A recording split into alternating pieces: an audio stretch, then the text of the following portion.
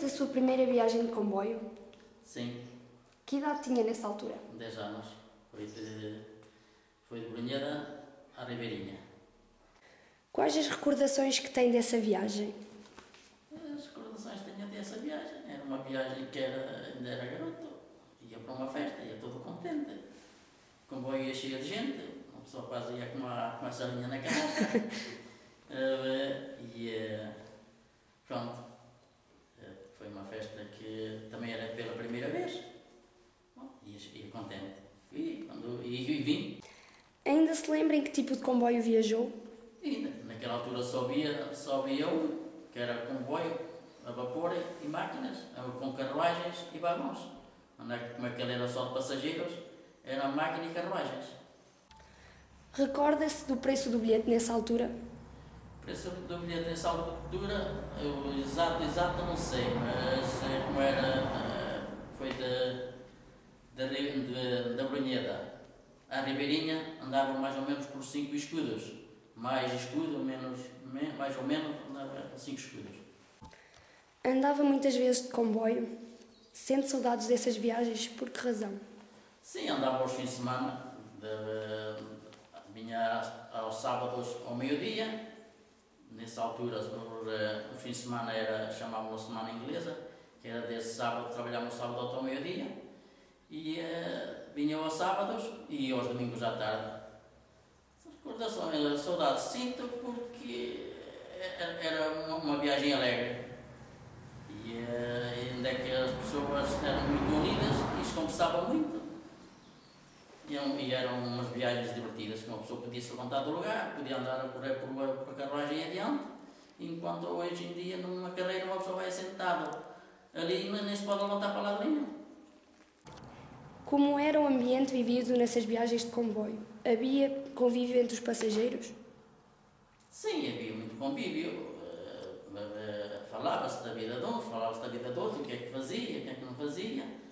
De vez em quando também havia pessoas que levavam os acórdios, uma pessoa tocava, cantava, havia muito convívio e brincadeiras e uma pessoa divertia-se bastante. Recorda alguma história interessante relacionada com as suas viagens? Sim, recordo-me, naquela altura era jovem, era solteiro, uma pessoa arranjava namoricos e onde é que se passava a viagem rápido, uma pessoa por vezes queria que a viagem durasse mais tempo e de caminhos que estava-se a aproximar da estação onde é que tinha que sair e por vezes passava-se mais rápido do que uma pessoa queria. Que tipo de serviços o comboio prestava naquela altura? Naquela altura o comboio prestava serviço de passageiros e mercadorias. Passageiros era todo o tipo de passageiros, era tropas, GNRs, pessoal que precisava deslocar de umas localidades para as outras, passageiros. Mercadorias, todas as mercadorias, era todo o tipo de, como era o adubo, ferro, cimento, coisas que era colhido na agricultura, para familiares que estavam noutras zonas. Tudo isso era feito através do comboio, despachos. O comboio também prestava serviço de correio e... O comboio também, antes, o serviço, o correio era todo também através do comboio, que havia um comboio que... um comboio que sabia que se chamava mesmo comboio correio.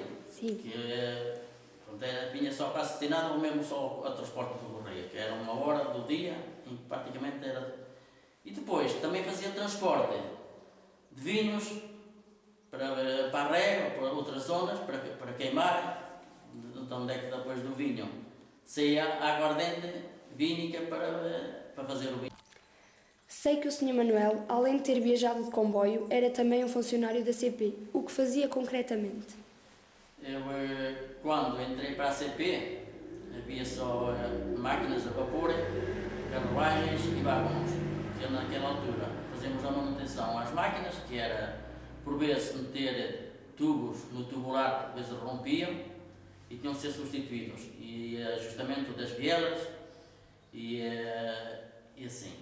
Depois nas carruagens era a manutenção, que era uma janela que que avariava que tinhas que reparar, bronzes, que aquilo não era regulamentos, era através de bronzes que as rodas andavam a rodar nos bronzes, onde é que por vezes também aqueciam e derretiam, tinham que se reparar.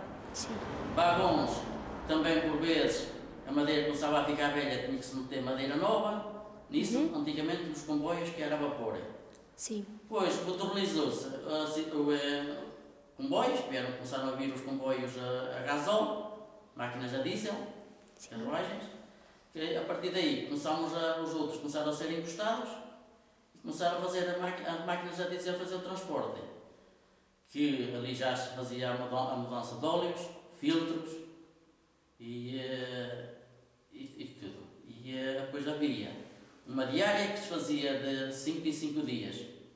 Depois tinha uma outra visita, que era uma visita mais leve, que era uma chamada uma V4, que mudavam óleos e alguns filtros. Depois, a partir daí, outras aí para cima, que havia depois uma V3, que já mudava mais os outros tipos de óleo, porque aquilo leva várias tonalidades de óleos, em caixas, no motor. Depois havia outra onde é que mudava mais óleos em todos os órgãos que aquilo movimentava. E depois havia uma B1, onde é que se ficava tudo desmantelado, onde é que se vinham boagis, onde é que se via o desgaste de boagis, secos e por aí adiante. Na sua opinião, acha que a linha ferroviária do Tua a Bragança era um ponto de desenvolvimento para a região e para a população? Porquê? Era, naquela altura havia poucos carros, caminhonetas também havia poucas, e aquilo era um ponto de desenvolvimento para as pessoas, para o turismo e para passageiros, para se locarem para os empregos e para as mercadorias. Ao Vale do Tua também associamos trabalhos como a vindima e a apanha da azeitona. O que recorda dessas atividades? Recordo dessas atividades que os grupos que vinham para essas grandes quintas vinham no comboio.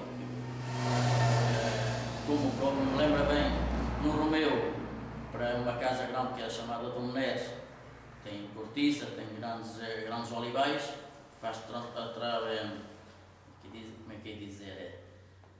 vendo para o estrangeiro, azeite e tudo, vinham aqueles ranchos no comboio, passavam ali um mês ou dois no Romeu e onde é que vinham no comboio, iam e vinham. Acha que a linha hoje em dia poderia ser importante para promover o turismo na região?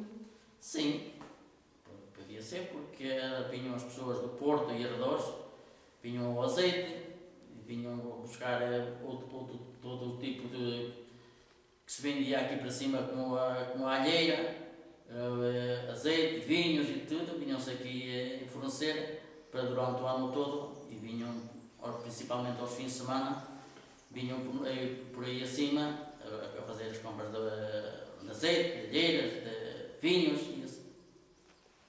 Por isso encontro que era um ponto de desenvolvimento aqui mesmo até para a região, de escola de produtos. Qual a sua opinião acerca do encerramento de troços de ferrovia?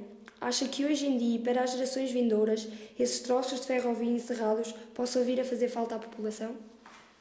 Eu, como ferroviário, tenho pena que encerre qualquer troço. Porque um ferroviário toda a vida trabalhou nos comboios, qualquer tipo de encerramento para ele não vê com os bons olhos. Há uma também, acho que mesmo que era um meio de transporte que era muito mais barato e que mesmo as pessoas, mesmo os idosos, em vez de ir numa carreira ali fechada ali naquele banquinho sem se poder movimentar, para ele tinha mais espaço se poder movimentar de um lado para os outros.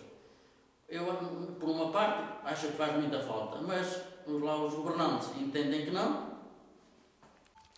Na sua opinião, acha que a linha ferroviária do Tua e o Vale do Tua um dia possam vir a ser esquecidos? Isso não há a menor dúvida. Os antigos que viajaram e que viam o comboio passar trazem grandes recordações e nunca esquecem. Agora a juventude que nunca passam a não ver o comboio, nem nunca circularam nele, isso não temos a menor dúvida que isso vai esquecer.